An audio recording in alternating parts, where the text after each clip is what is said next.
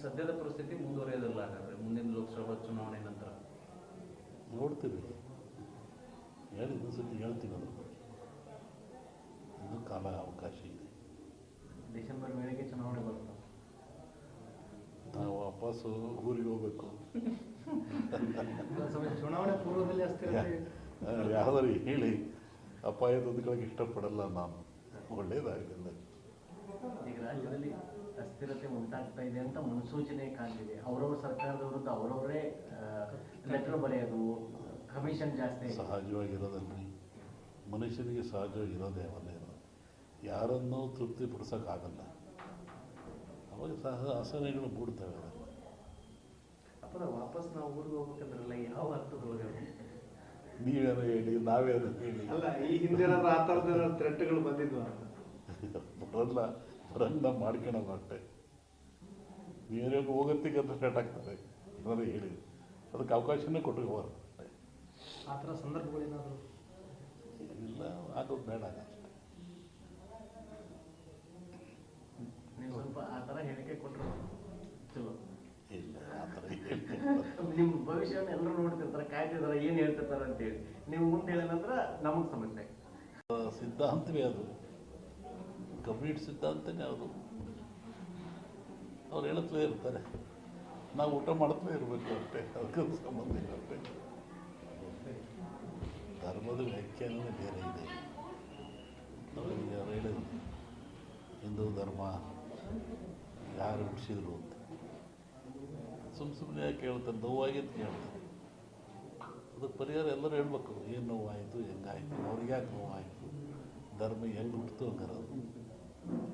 ತತ್ವಜ್ಞಾನದಲ್ಲಿ fairing theory ಅಂತ ಬರುತ್ತೆ. ಧರ್ಮ ಹುಟ್ಟಿದ್ದೇ ಭಯದಿಂದ ಅಂತ.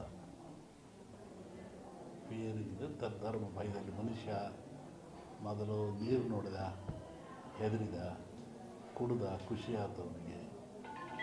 ಬೆಂಕಿ ನೋಡಿದ, ಸುಡ್ತು, ಹೆದರಿದ, ಅದು ಬೇಸಿಗೆ ತಿಂದ, ಖುಷಿ ಆಯ್ತು ಅವನಿಗೆ. ಗಾಳಿ ನೋಡಿದ, ಸುಡ್ಡು ಗಾಳಿ ಬಂತು, ಹೆದರಿದ, ಅದು ಉಪಯೋಗ ಗೊತ್ತಾಯಿತು, ಪೂಜೆ ಮಾಡಿದ.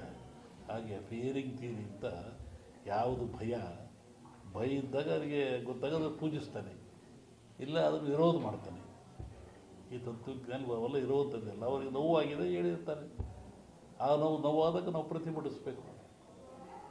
ಅದು ಹೇಳ್ಬೇಕಾರೆ ತಿಳ್ಕೋಬೇಕು. ಅವ್ರಿಗೆ ನೋವಾದರೆ ಹಸ್ತವನಿಗೆ ಗೊತ್ತು, ಉಂಡವನಿಗೆ ಗೊತ್ತಾಗಲ್ಲ. ಅದನ್ನು ಅವರೇ ಹೇಳ್ಬೇಕು, ಏನು ನೋವಾಯಿತು ನಿಮಗೆ, ಸಮಾಜಕ್ಕೆ ಹೇಳಿ. ಇಲ್ಲ ನಾವು ತಿಳ್ಕೋಬೇಕು, ಏನು ಹಿಂಗೆ ಇರ್ಬೋದಲ್ವೇ. ಸಾವಿರಾರು ವರ್ಷಗಳ ದಾಸ್ಯ ಅನುಭವಿಸ್ದವರಿಗೆ ಗೊತ್ತು. ಕೆಣಕೋದು ಬೇಡ. ಪ್ರತಿ ವರ್ಷ ನಮ್ಮ ಸಂಜೆಗಳ ಮನೆಯಲ್ಲಿ ಈ ಶ್ರಾವಣ ದೇವರ ದಿವಸ ಪೂಜೆ ಮಾಡಿಸ್ತಾರೆ. ಇದು ಪದ್ಧತಿ. ಅವರಿಗೂ ನಮಗೂ ಒಂದು ಪದ್ಧತಿ. ಗದಿಗ ನಮ್ಮ ಸಂಕೇಶ್ವರ ಒಂದು ವರ್ಷಕ್ಕೊಂದ್ಸತಿ ಕರೆಸ್ತಾರೆ. ಹೋದವರು ಅಲ್ಲಿ ಬಂದಿದ್ದೆ, ಇವತ್ತು ರಾಜ್ಯದಲ್ಲಿ ಮಳೆ ಇಲ್ಲ, ಸಂಪೂರ್ಣವಾಗಿ ಮಳೆ ಕಡಿಮೆ ಆಗಿದೆ. ಮನುಷ್ಯ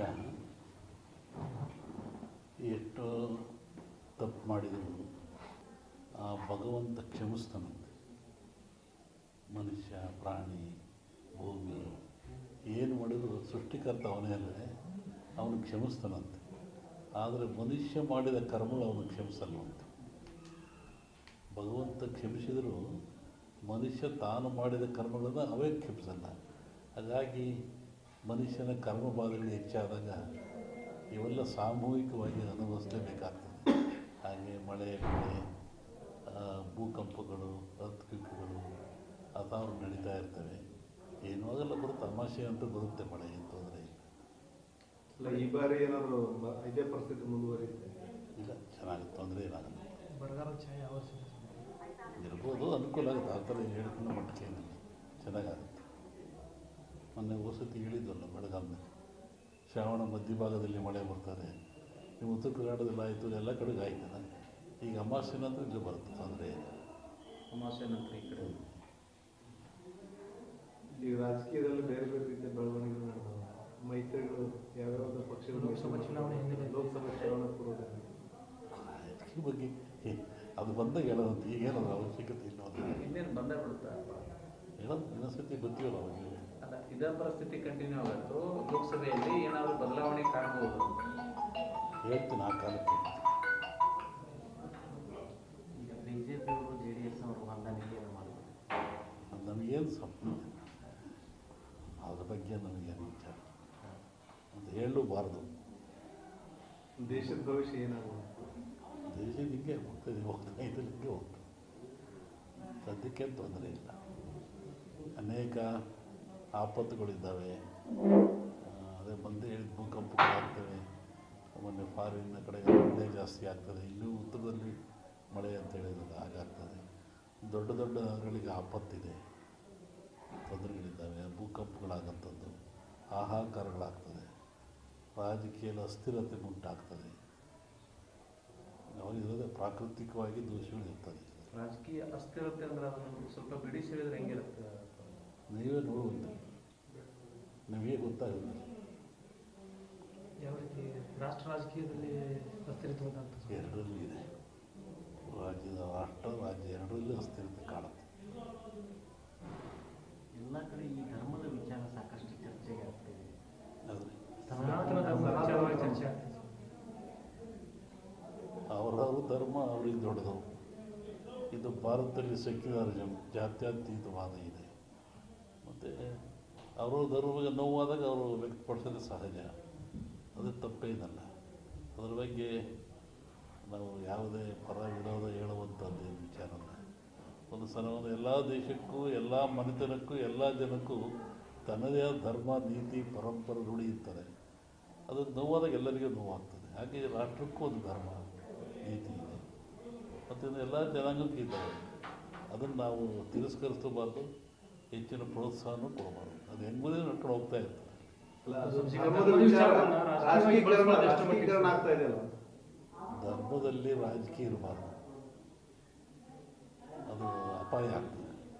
ಪ್ರಜಾಪ್ರಭುತ್ವಕ್ಕೆ ರಾಜಕೀಯಕ್ಕೆ ಅಪಾಯವಾಗ್ತದೆ. ರಾಜಕೀಯ ಬೆರೆಸಬಾರ್ದು. ಇಲ್ಲಪ್ಪ, ಈಗ ಧರ್ಮದ ಮೇಲೆ ಓಟ್ ಕೇಳಿ ಅಧಿಕಾರಕ್ಕೆ ಬಂದಂಥ ಪರಿಸ್ಥಿತಿ ಸೃಷ್ಟಿಯಾಗ್ಯದ ದೇಶಗಳು. ಧರ್ಮಾಧಾರಿತ ರಾಜಕಾರಣ ನಡೆದು ಅದು ಅವರಿಗೆ ಸಂಬಂಧಪಟ್ಟದ್ದು. ಅಲ್ಲ, ನೀವು ಹೇಳಿದ್ರಲ್ಲಪ್ಪ ಈಗ ಧರ್ಮ ರಾಜಕೀಯ ಬೆರಿಬಾರ್ದು ಅಂತ ಹೇಳಿದ್ರಲ್ಲ.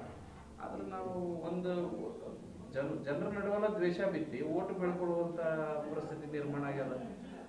ಏನಿಲ್ಲ, ಸೋತನು ಸತ್ತ, ಗೆದ್ದನು ಸೋತ. ಒಂದು ಎಲೆಕ್ಷನ್ ಅಂದರೆ ಒಂದು 50-60 ಕೋಟಿ ಬೇಕು.